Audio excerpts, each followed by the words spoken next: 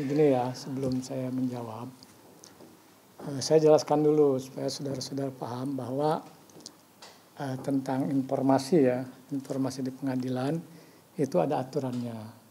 Jadi pertanyaan mana yang mesti kami jawab dan pertanyaan mana yang tidak harus kami jawab. Jadi mengenai standar pelayanan informasi publik itu di pengadilan diatur oleh namanya SK, Surat Keputusan KMA, Ketua Mahkamah Agung.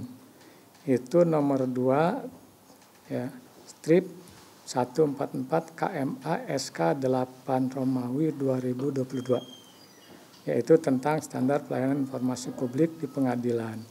Nah, jadi ada pertanyaan-pertanyaan bahkan permintaan-permintaan yang wajib kita memenuhinya.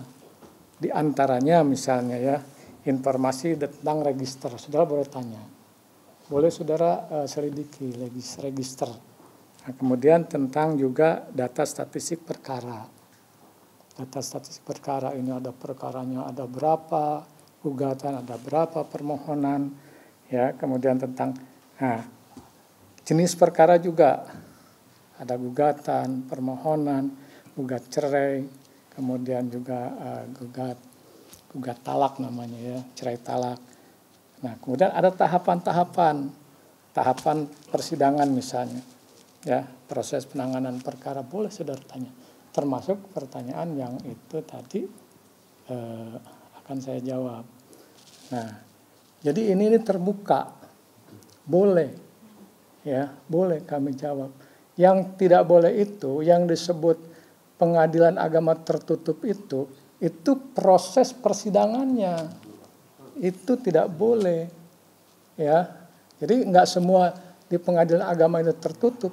Bahkan kalau ada yang nanya seperti tadi itu, ya wajib kami memberikan informasi. Itu. Jadi begitulah. Ya, jadi ada yang mana bisa kami jawab, ada yang tidak.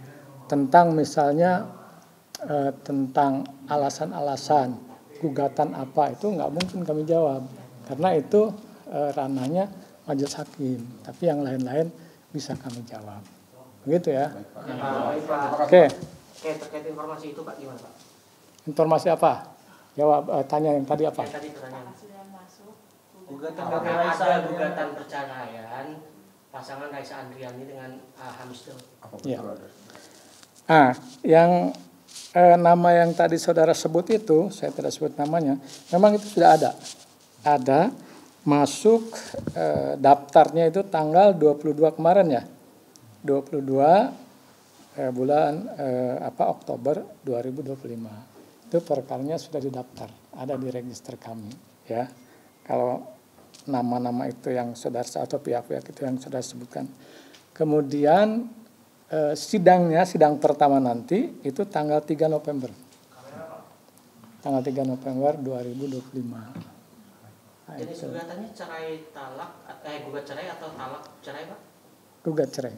Oh, berarti pihak perempuan yang mengajukan Pak ya? Iya, betul. Diajukan oleh kuasa hukum atau secara online atau bagaimana? Untuk era sekarang pengadilan itu pendaftaran semua melalui online, namanya e-court, electronic court pengadilan ya, diajukan oleh kuasa hukum. Kuasa hukum yang mengajukan. Kuasa hukum yang mengajukan ya. Jadi Pak boleh dijelaskan secara prosedur setelah pendaftaran itu akan seperti apa di proses di pengadilan agama Pak? Ya. Prosedurnya saja Pak. Prosedurnya ya. Pasti boleh dijawab nih Pak. Ya boleh. Kalau itu boleh. Itu karena tahapan. Iya betul Pak. Tahapan boleh ya. Nah jadi ketika setelah mendaftar para pihak ini akan dipanggil. Ditetapkan majelisnya siapa oleh ketua, kemudian majelis itu ketuanya akan membuat penetapan namanya, penetapan hari sidang atau PHS. Nah kemudian keduanya akan dipanggil. Jika kedua pihak hadir, tahapan pertama adalah perdamaian atau mediasi. Nah, itu diatur oleh Perma nomor 1 tahun 2016, mediasi dulu. Kalau seandainya hanya salah satu pihak yang datang, maka untuk kedua kalinya pihak yang tidak datang akan dipanggil, gitu.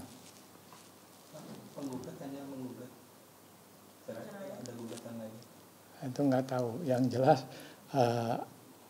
Yang jelas gugatan itu gugatan cerai, gugat cerai, bukan cerai talak, bukan. Gugat cerai. Isinya saya tidak tahu, kan saya tinggal buka.